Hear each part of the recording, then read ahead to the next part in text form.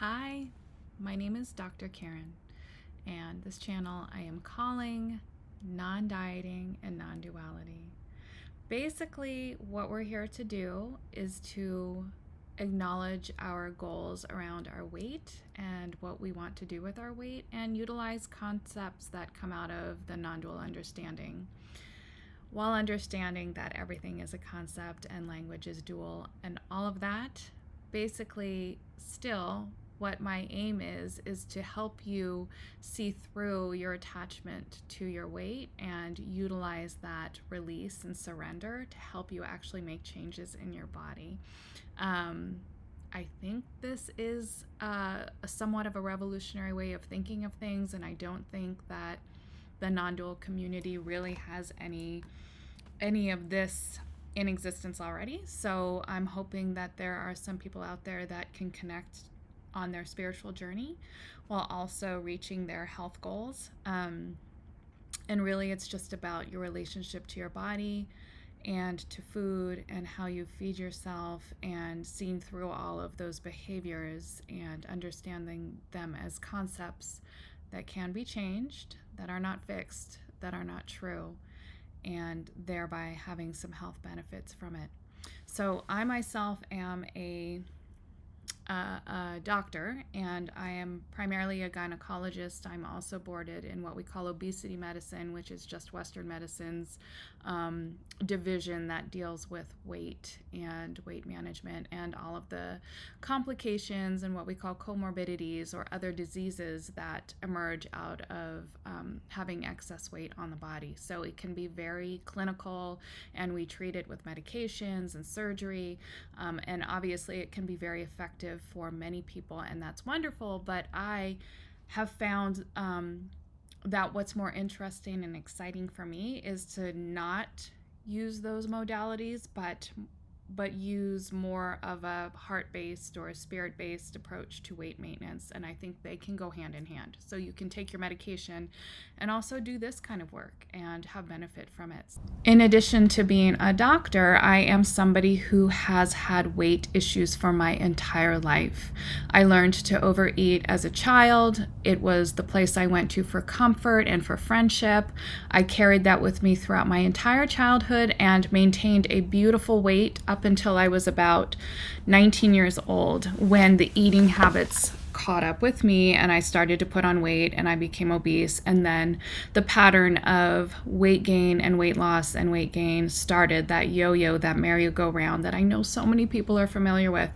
That began for me at 19, and not until my 40s did I finally have my aha moment that all the things I was learning to do to maintain my weight, apart from medication, were only setting me up to regain the weight and then some. So I just got, every time I would gain weight, I would get heavier.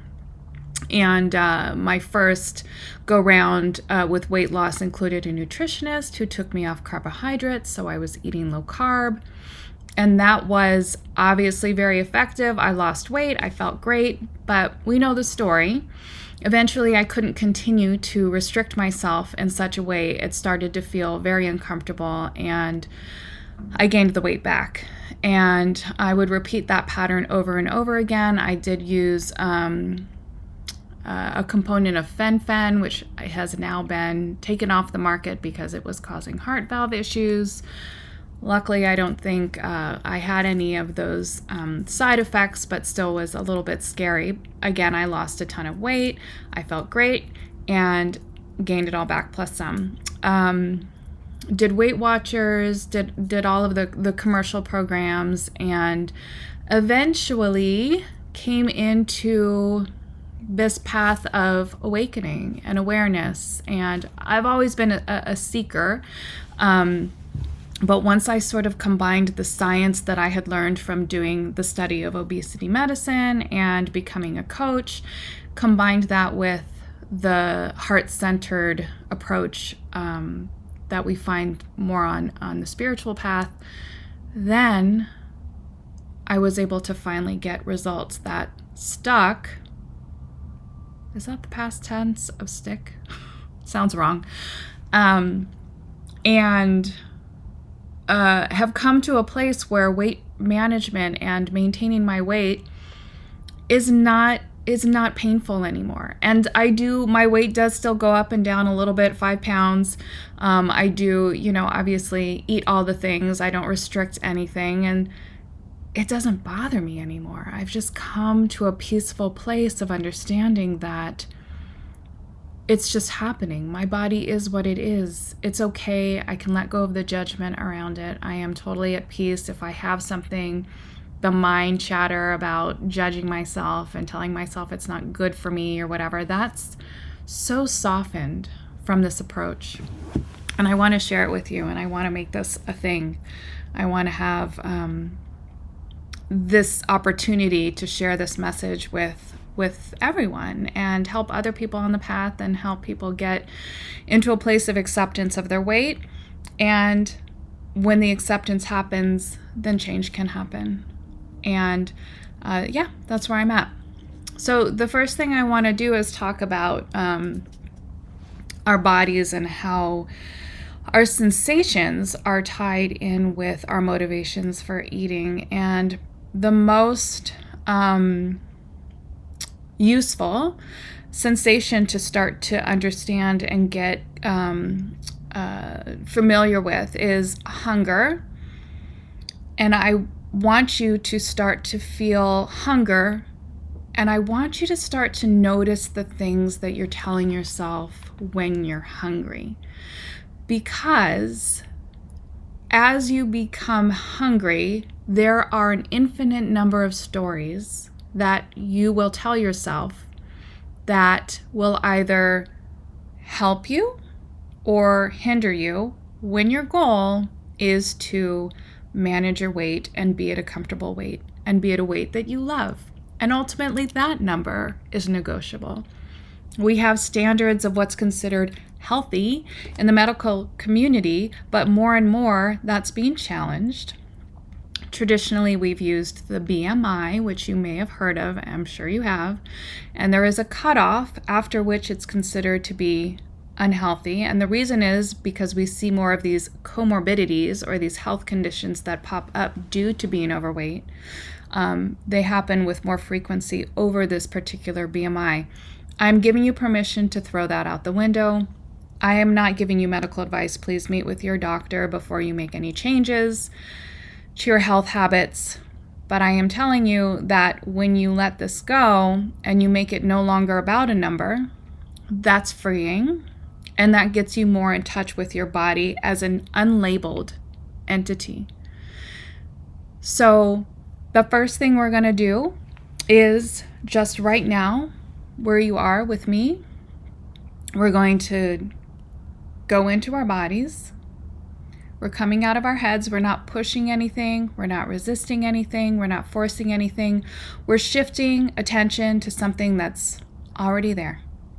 Your body sensations are there all the time for you to feel into. So take a moment and just get comfortable and feel into your body. And ask yourself, is there hunger here? Now, you may have just eaten and you may feel no hunger, or you may be waiting for lunch and feel quite hungry. You're going to be on a spectrum, and the spectrum is going to be a place of extreme discomfort, so something you really would be pushing against. On one end, that's the hunger side, and we would say you're too hungry if you're that uncomfortable. And then there's the other side, which is the satiety end, and that also can be uncomfortable. We've all overeaten. We all know how that feels after whatever holiday where you indulge and eat everything you possibly can because they're foods that you don't ever get, so you're more inclined to overeat those and you feel terrible at the end of the night. So they're two different sensations. What I want you to do is ask yourself, am I hungry? Put yourself on that spectrum. If you want to use a number or a percentage, I typically, with my clients, will use a hunger scale that's just 1 to 10, where 10 is ravenous and 1 is hunger is not on your mind at all. Locate your hunger level And then see if you can ask into your body where that is showing up, where you're noticing hunger. It's often kind of from your throat down into your stomach. It's often in the actual stomach center, which is going to be just around where the bottom of your rib cage is on your left side. That's around where your stomach is, maybe more central, more under the sternum. That might be more where the sensation is, but that's the general area of where your stomach is going to be. And that's where you might feel it. But I want you to be curious and see, is there anywhere else that you feel hunger? Some people feel it in their heads. It causes a little bit of a headache, some tension behind the eyes. However it shows up for you, I'm giving you permission to just feel it and be with it. If you could give this level a number, 1 through 10. Right now I'm kind of hungry. I haven't had food today. It's about lunchtime. I plan on eating within the next hour. So I feel it. If I'm going to describe it, I feel a rumbling. I feel almost what feels like movement, kind of in the center. I feel it in my throat, like a buzziness, like energy. I feel that. I don't feel anything in my head. I mean, I feel my head. I feel the sensations of my head, but nothing's noticeable, noteworthy. So I've identified where my hunger is. And I'm going to ask myself, what's coming up? What's coming up? What are the thoughts that are associated with these sensations? They're going to be different for everybody. And again, you have permission to feel and think exactly what's there. What thoughts are coming up?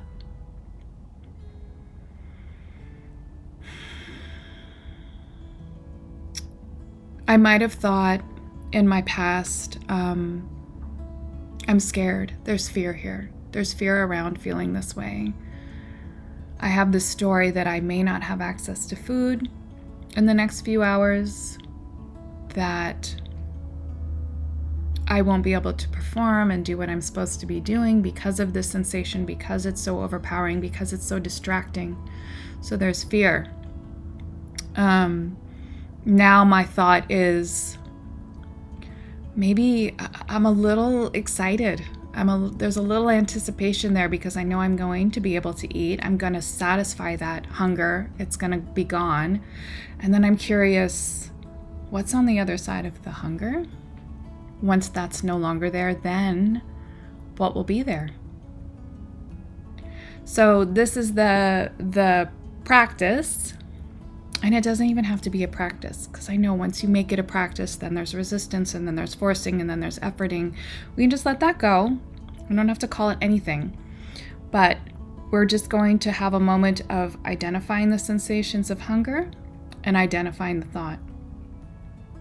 And then the next step, once you've made those connections, is to question those thoughts and to see if you can offer a different thought. Because all of them are made up anyways. None of them are real. None of them are true. So what could your hunger mean? Does it have to mean anything? I just feel hunger.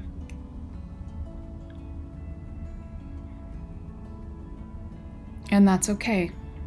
It's neutral. It's safe. It's here. It's what is. And that's it. Decide what you want to do with that. Is it time to eat? Is it time to give more space? What do you want to do right now?